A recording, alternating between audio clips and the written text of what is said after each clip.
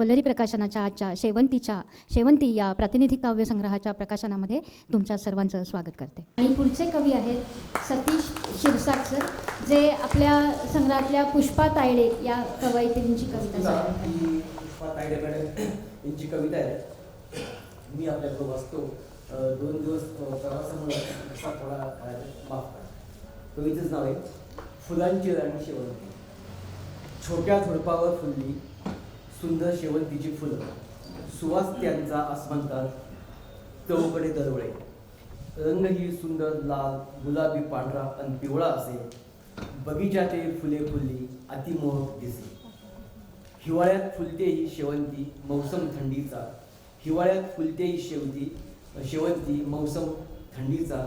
बहरून येण्याआधी ही झाडे महिना पावसाचा. कधी फुलांचा हार शोभतो, कधी गजरा विणीत मारतो. पुष्पगुच्छ ही सुंदर बनवतो, सजावट ही सुंदर करतो. जेव्हा मिळते फुले ही देवालाही वाहतो. संक्रांतीच्या सणाला तर रांगोळी काढतो.